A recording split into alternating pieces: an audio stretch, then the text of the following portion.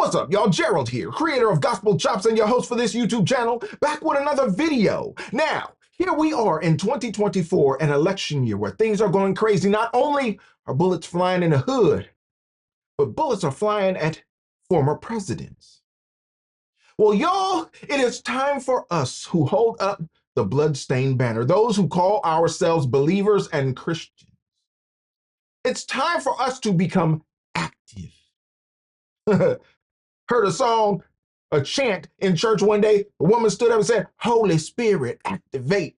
Holy Spirit, activate." Y'all, it's time for us to get active in our communities. Don't matter whether you live in high class, middle class, or even the hood. You live in high class, you live in middle class, I believe you have a responsibility to reach down and help the hood, because you have people there who are in such desolate conditions that they can't help themselves. All you got to do is turn on the news. You see it all the time. It seems like things are getting worse and worse. But if they're willing to shoot at a president, they're definitely willing to shoot at their brothers and sisters in the neighborhood. And so far, we've had such a resistance in the community to reach out to folks who can make a difference. Those in authority, those in position. And I understand why. Because we see so many reckless incidents where folks have been given a gun and a badge and do wrong with it. But you got to understand, y'all, we're living in dangerous times and things are devolving into a place where we may not be able to retrieve them and bring them back to a place that we once enjoyed, a place that we once lived a good life, a place that we once thrived in our communities. Exhibit A, Oakland, California, is now in 2024 not the Oakland that I remember. It's a crazy place. The Negroes have gone wild and they got guns. Drugs are abundant, and the city, y'all, look like a burnt match. Feel sorry for anyone who lives in that city. I hope that God lays his hand upon your situation and you're able to get out. Y'all, check out this video of what just happened in West Oakland.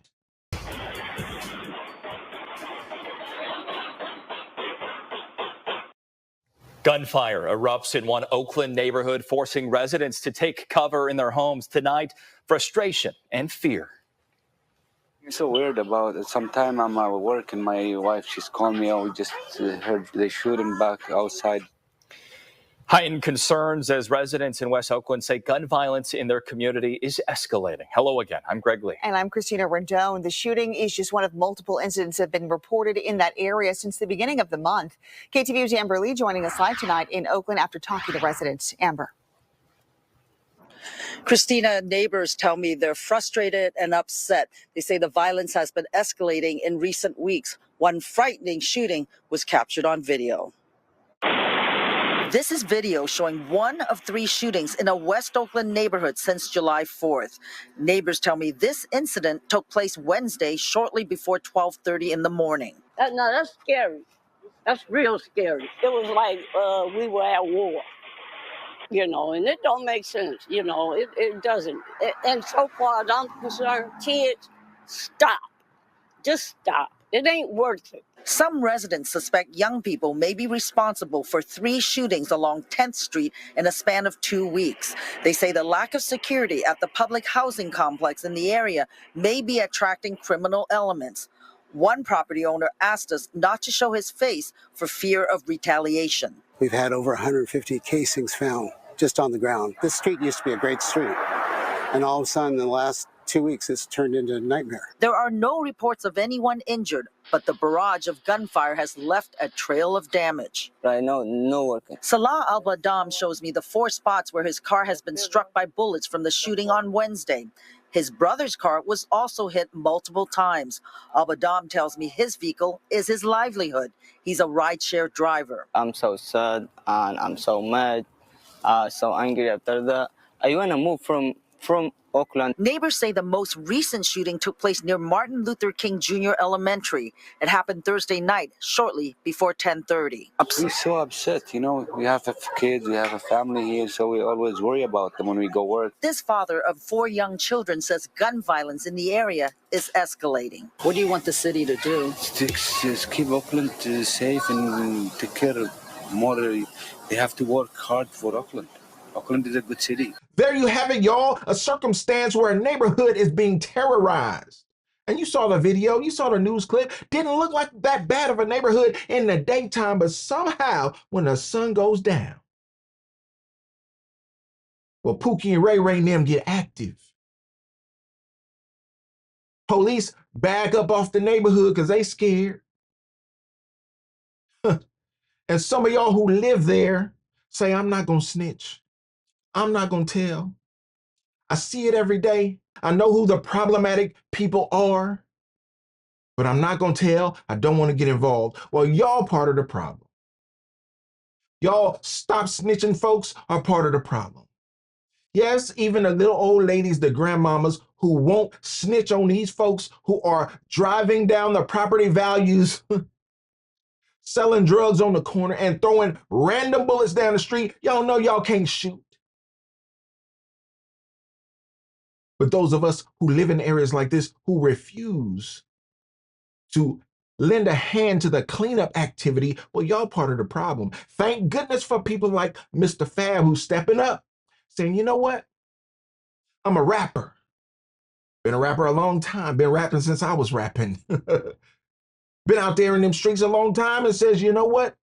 I'm going to link up with the police. I know it ain't good for my music sales. I know it ain't good for my reputation, but it's good for my community. It's good for the babies who got to walk these streets. Some of these babies got to walk through these gun-infested neighborhoods just to get to school. Well, you might want to get home from school before the sun go down, because when the sun go down, they start doing that. Check out what Mr. Fab got going on, y'all. I hope that you're feeling in your heart to support efforts like this in the community that's trying to do everything they can to bring about a difference. If you can, y'all, show some support. Not even financial support. Show up to the meeting. Send a letter. Write your mayor. Write your police chief. Get involved. Because it takes your activity to bring about change. Don't just sit back and do nothing. We need you to be a part of the movement out here in these streets, trying to make a better community for us all. Tomorrow is an all-black police chief town hall that will be held at Oakland City Hall. Current and former Bay Area police chiefs will be there, and organizing this event is Oakland rapper and philanthropist Mr. Fab. You have so many titles. I was like entrepreneur, just all-around great guy. Thank you guys so much for coming in here. We also have from San Jose State, the police chief, Michael Carroll. Appreciate you being here, but we'll start with Mr. Fab. Why are you holding this event tomorrow? Who do you want to come?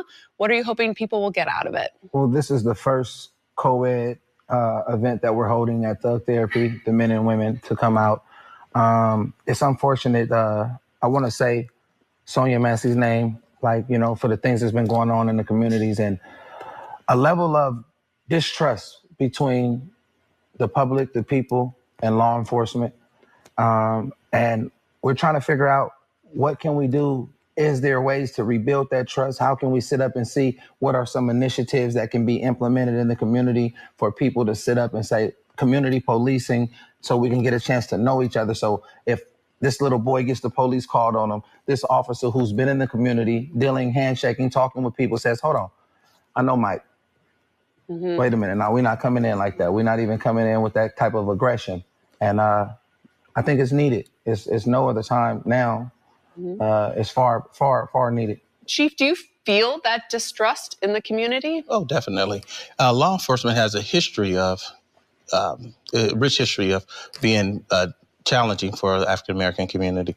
I think this gives us an opportunity to actually build relationships, collaborate, and share policing strategies as well as policing concepts. So I'm looking forward to the dialogue. What I've realized as a chief of police, we can't do it alone.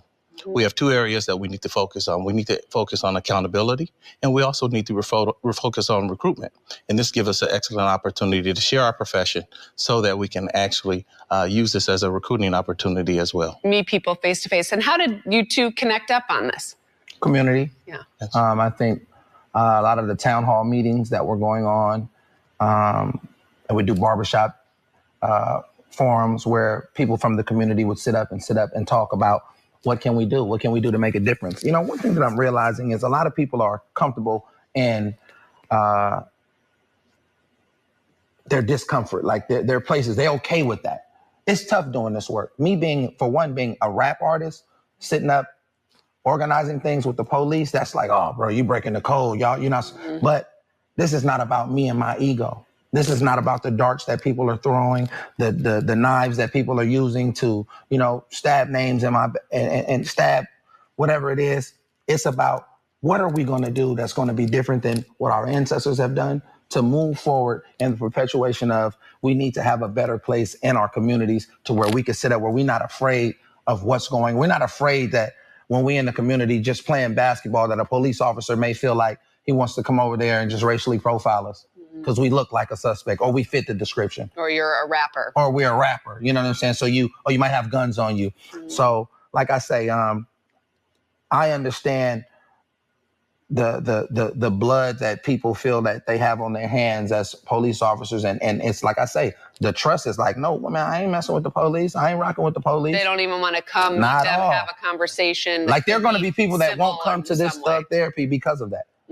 And we may lose some followers from people that's like, oh man, you didn't turn it into some police stuff. At the end of the day, this is about community.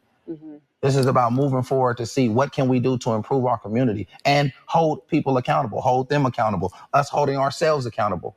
And so, Are you what better way to prepared do for so? things to be heated when you have this face-to-face meeting tomorrow? Like, what are you hoping you can change people's mind? I know you talked about recruitment, but there could be, you know, maybe some hearts that could be softened in this. Yeah, so even when we did the barbershop forums, we had those difficult conversations. You saw the frustration, you saw the heated conversations, but you have to work through that because people have lived history and lived examples of where police have mistreated them. And so we have to own up to that. We have to own that our history dates back to slave patrols.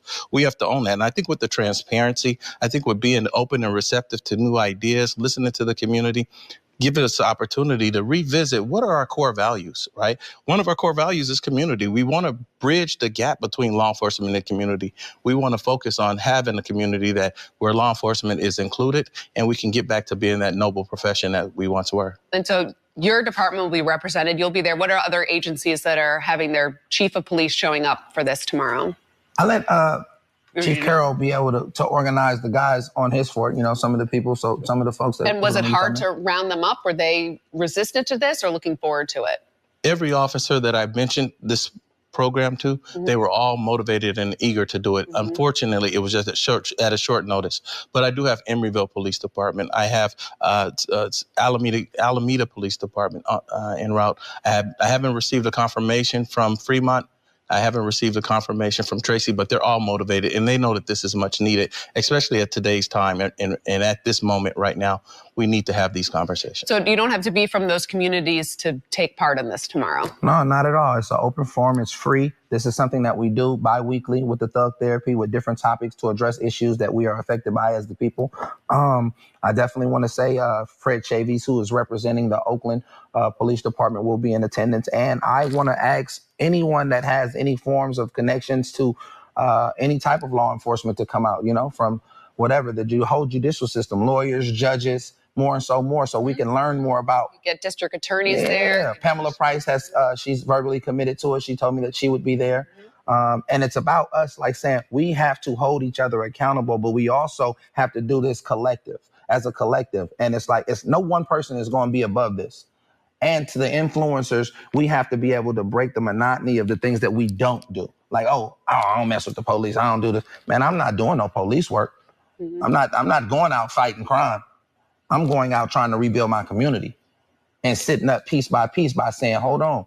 Because most of the people where we come from, they'll be anti-everything. But as soon as they get in trouble, oh man, I need you to write me a character letter. It's like, come on, man. Like, let's build. Let's build.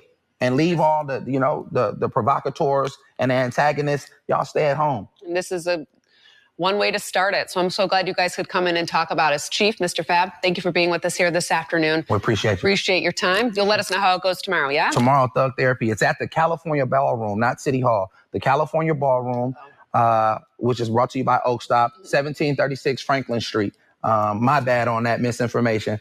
I put it in, but it's at the California Ballroom tomorrow at 6 p.m. It's free. Men, women, children, bring them all. And it's a city hall, town hall meeting from all cities that are involved. And we hope to have some great, healthy dialogue. Same here. Thank you so much. Thank you. There you have it, y'all. I know some of y'all feel like places like Oakland, places like Chicago are just desolate places with no hope. But there's always hope, because our hope is built on nothing less than Jesus Christ and his righteousness, as long as we have faith. Well, faith is the substance of things hoped for. So we have hope for even places like Oakland. Y'all let me know what you think about this in the comments. I'd love to know what you think about communities like this. If you have any solutions, make sure you include them in the comments below. Y'all like the video? Subscribe to the channel and share the video so we can get more people involved in the conversation, y'all. And like I always say, always remember and never forget, without the gospel, it's just chops. Until next time, peace.